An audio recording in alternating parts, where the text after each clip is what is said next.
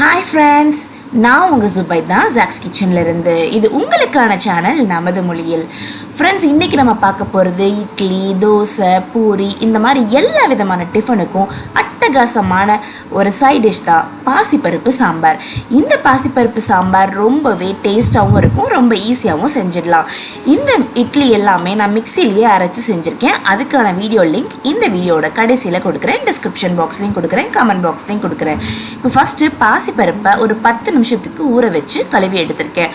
அடுத்து ஒரு 3 பல்லு பூண்டு எடுத்துக்கோங்க, சின்ன வெங்காயம் ஒரு 10 கட் பண்ணி வச்சுக்கோங்க, 2 தக்காளி எடுத்துக்கோங்க, அதுக்கப்புறம் ஒரு பச்சை மிளகா எடுத்துக்கலாம்.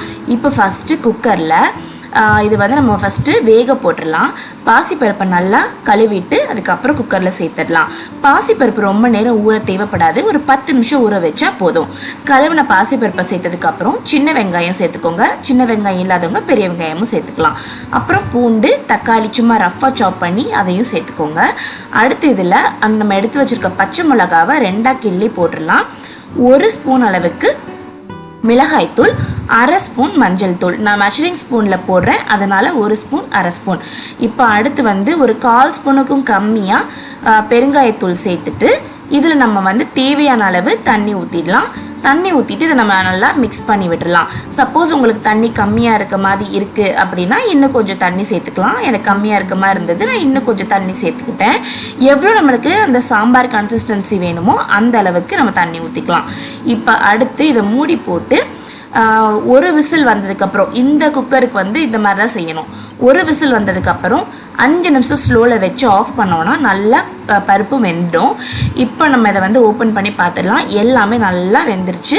ஸோ நல்லா ஒரு குழிக்கரண்டியை வச்சு இந்த மாதிரி நல்லா எல்லாத்தையும் மசிச்சு விட்டுக்கலாம். ஏன்னா ஃபுல்லாகவே போட்டிருக்கோம் இல்லையா, ஸோ நம்மளுக்கு ரொம்ப வெட்டணும்ல, அதில் எதுவுமே தேவையில்லை. அடுத்து இப்போ தாளிச்சிடலாம். ஒரு பேன் வச்சிடலாம். அதில் 2 ஸ்பூன் நல்லெண்ணெய் சேர்த்துக்கிறேன். நல்லெண்ணெய் உடம்புக்கு ரொம்பவே குளிர்ச்சி. அதே மாதிரி பாசிப்பருப்பும் அவ்வளோ நல்லது.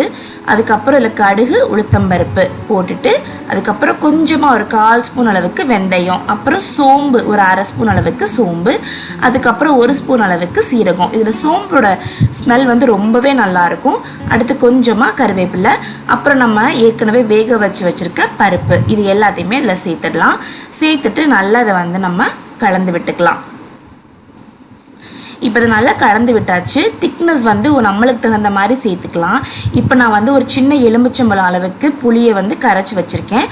அதையும் சேர்த்துட்டு புளி தண்ணி ஊற்றியாச்சு. இப்போ நம்ம இந்த குக்கரில் இருக்கிறது எல்லாத்தையும் நல்லா பண்ணி அந்த தண்ணியும் சேர்த்தாச்சு. இந்த கன்சிஸ்டன்சி ஓகேனா உங்களுக்கு இப்படியே வச்சுக்கோங்க. இல்லை இன்னும் கொஞ்சம் நீங்கள் தண்ணி ஆட் பண்ணணும்னு நினச்சிங்கன்னா நீங்கள் தண்ணி ஆட் பண்ணிக்கலாம்.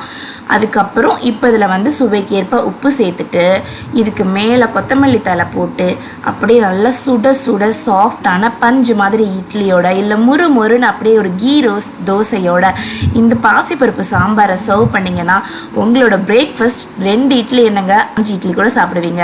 ஒரு தோசை என்ன 6 தோசை சாப்பிடலாம். அந்த அளவுக்கு டேஸ்ட்டாக இருக்கும், உடம்புக்கும் ரொம்ப நல்லது.